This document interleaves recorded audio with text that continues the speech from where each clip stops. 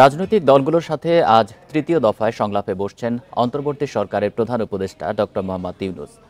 বেলা ২:৩০টায় রাষ্ট্রীয় অতিথি ভবন যমুনায় শুরু হচ্ছে এই সংলাপ।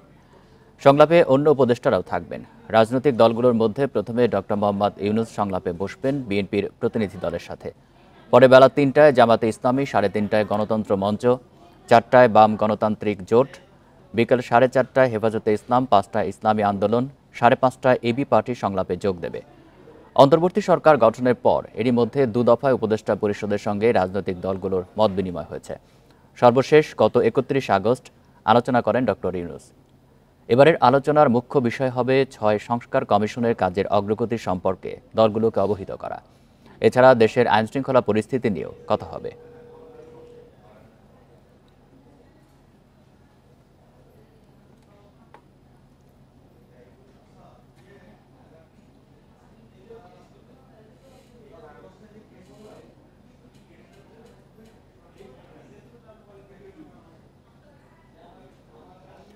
এ নিয়ে আরও জানাতে প্রধান উপদেষ্টার বাসভবন যমুনার সামনে থেকে যোগ দিচ্ছেন সহকর্মী জাহানারা পারভিন। জাহানারা, ২:৩০টায় তো সংলাপ শুরু হবে, প্রথমে হবে বিএনপির সঙ্গে। বিএনপির প্রতিনিধি দলের কেউ সেখানে উপস্থিত হয়েছে কিনা জানাবেন সেখানকার পরিস্থিতি।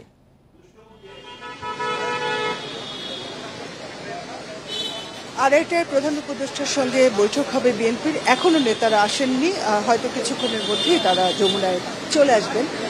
আজকে মূলত ৬ সংস্কার কমিশনের কার্যক্রম কি হতে পারে সেগুলো নিয়ে আলোচনা হবে এবং আপনি জানেন যে ২০২৩ সালের নির্বাচনের আগে ৩১ দফার সংস্কার প্রস্তাব দিয়েছিল বিএনপি।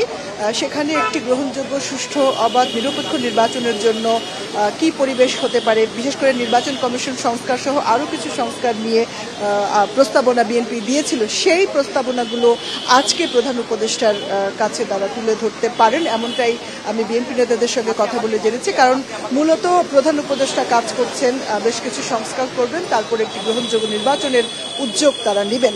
এই বিষয় নিয়েই মূলত এর আগেও কিন্তু ২ দফা বিএনপি বৈঠক করেছে প্রধান উপদেষ্টার সঙ্গে, আরও কিছু রাজনৈতিক দল বসেছে। এ নিয়ে আমরা বলতে পারি তৃতীয় দফা প্রধান উপদেষ্টার সঙ্গে বৈঠক করছে বিএনপি এবং রাজনৈতিক দলগুলো। বিএনপির পর জামায়াতে ইসলামীর বৈঠকের শিডিউল রয়েছে বিকেল ৩টায়। এছাড়া এবি পার্টি সহ আরও কয়েকটি রাজনৈতিক দল আজকে বৈঠক করবেন। মূলত যে ৬টি সংস্থা কমিশন গঠন করা হয়েছে সেই কমিশন কি কাজ করবে এটা নিয়ে আসলে কয়েকদিন ধরে বিএনপি নেতাদের মধ্যে কিন্তু এক ধরনের উষ্মা কিংবা বেশ কিছু পরামর্শ দেওয়া হয়েছে সরকারকে, যে সংবিধান সংশোধনের কথা বলা হয়েছে, কিন্তু বিএনপি বলছে যে এগুলো নির্বাচিত সরকারের কাজ। এই অন্তর্বর্তীকালীন সরকার খুব বেশি কিছু করার নেই, কিছু একান্ত প্রয়োজনীয় সংস্কার তারা করবেন, তারপর তারা নির্বাচনে যাবেন। মূলত এই বিষয় নিয়ে কিন্তু অন্তর্বর্তীকালীন সরকার এবং রাজনৈতিক দলগুলোর মধ্যে আলোচনা হবে এবং কোনো একটা ফয়সালায় হয়তো তারা আসবেন।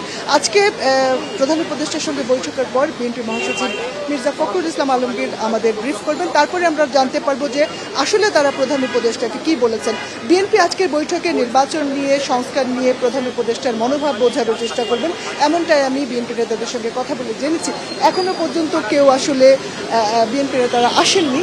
স্থায়ী কমিটির অধিকাংশ সদস্য আজকে আসার কথা এবং তারা আনুষ্ঠানিকভাবে বৈঠকের পর এখানে আমাদের ব্রিফ করবেন বিএনপি মহাসচিব মির্জা ফখরুল ইসলাম আলমগীর। আমরা আসলে অপেক্ষা করছি বিএনপি নেতাদের সঙ্গে প্রধান উপদেষ্টার এই বৈঠকের জন্য। বৈঠক ২:৩০টায় শুরু হবে। প্রধান উপদেষ্টার বাসভবনের সামনে থেকে জানাচ্ছিলেন সহকর্মী জাহানারা পারভিন।